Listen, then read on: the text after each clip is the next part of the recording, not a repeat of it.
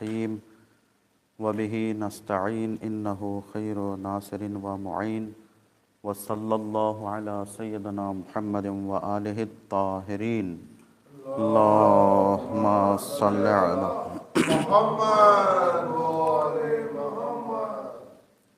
نماز گزاران عزیز، مولا کائنات کی فصاحت و بلاغت کا اعتراف، چاہے وہ کسی بھی مذہب سے تعلق رکھنے والا ادیب و خطیب ہو، فصاحت اور بلاغت سے آشنائی رکھتا ہو، وہ ضرور مولا کے فصاحت اور بلاغت کا اعتراف کرتا ہے۔ مولا کائنات کی فصاحت اور بلاغت کی کچھ جھلکیاں سید رضی نے نہج البلاغہ میں جمع کی ہیں، اور ہم نے بھی یہی ارادہ کیا ہے کہ جو نہج البلاغہ کے مختصر اور چھوٹے خطبے ہیں، اس لیے کہ طویل خطبوں کا انتخاب کریں گے، بیچ میں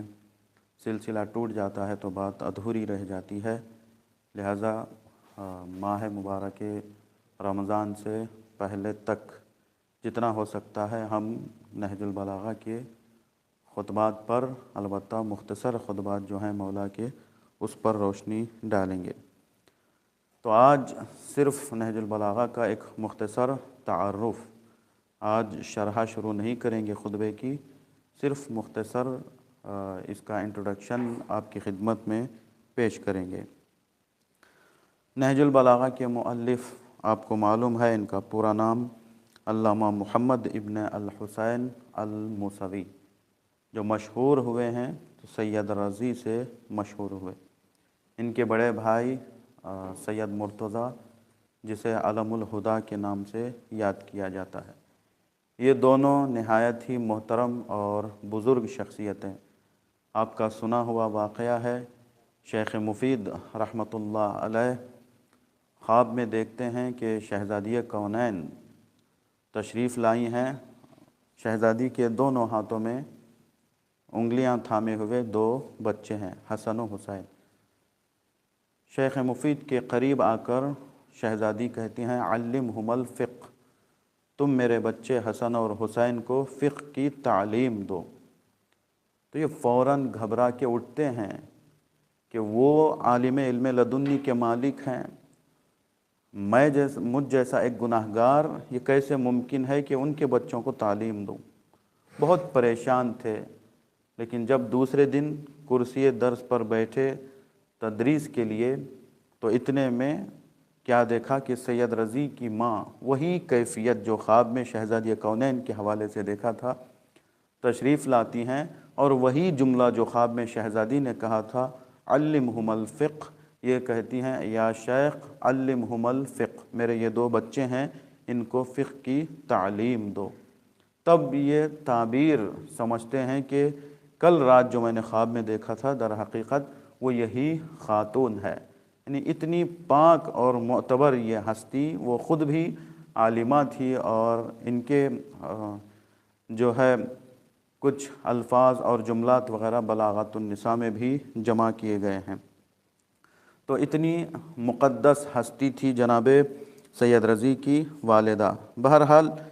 ان کی تاریخ ولادت 359 ہجری 359 اور وفات کی تاریخ ہے 406، تو اس اعتبار سے کل عمر جو ہے وہ 47 ایئرس، 47 سال کی مختصر سی عمر۔ اس میں نہج البلاغہ کو بھی لکھا ہے، نہج البلاغہ کے علاوہ بہت ساری کتابیں ان کی لکھی ہیں جو مشہور و معروف ہے ادباء اور خطباء کے درمیان۔ وہ حقائق التفسیر و دقائق التعویل، یہ ایک بہترین کتاب ان کی ہے۔ اس کے بعد لوگوں نے ان کو امام الادب واللغہ کا خطاب دیا، یعنی سب سے بڑے ادیب اور خطیب، خصوصی طور پر میدان ادب میں ایک بہت بڑا فنکار جسے کہا جائے، ایک ماسٹر پیس تھے سید رضی ادب کی دنیا میں۔ تو صرف نہج البلاغہ ہی ان کی کتاب نہیں ہے، اس کے علاوہ دوسری بھی کتابیں ہیں، جیسا کہ ہم نے ایک نام اشارے کے طور پر لیا۔ تو بہرحال وقت کا صحیح استعمال کیا تو کم عمر میں، بہت زیادہ عمر نہیں تھی، 47 سال کی عمر،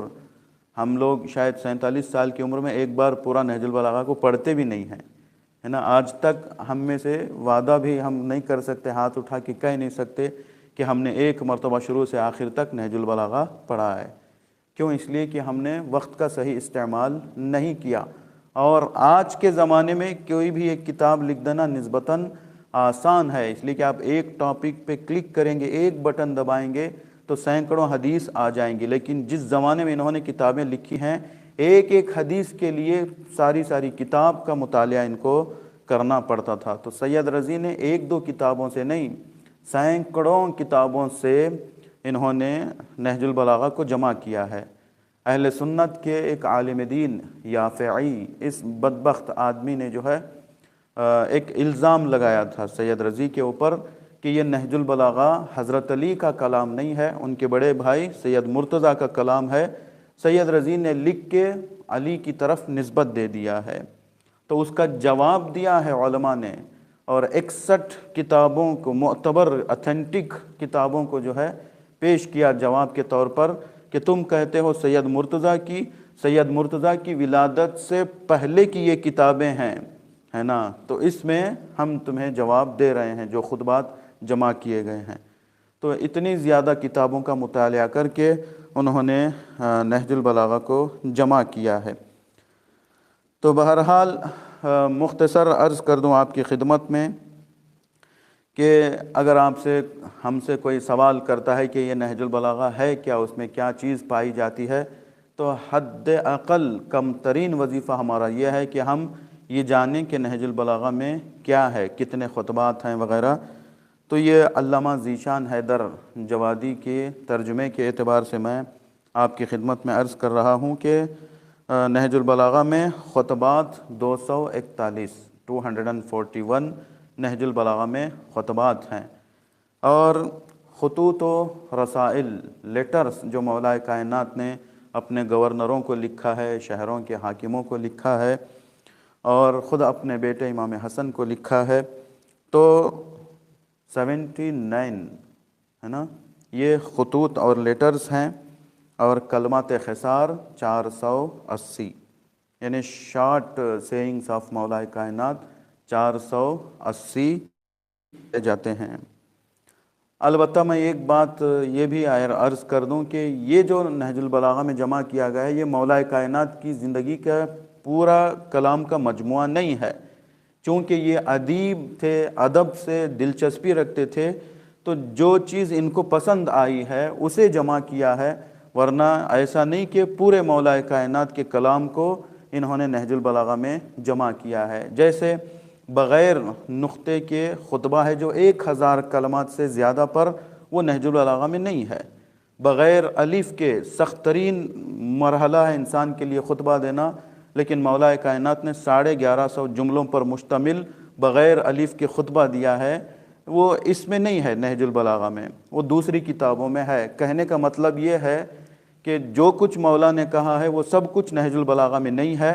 بلکہ یہ سید رضی نے اپنے مزاج اور اپنے ذوق ادب کے تحت اسے جمع کیا ہے۔ اسی طریقے سے اس میں 480 جو ہے شارٹ سیئنگز آف مولا کائنات ہیں، کلمات قصار کے نام سے یاد کیا جاتا ہے۔ اس کے علاوہ غرر الحکم و درر الکلیم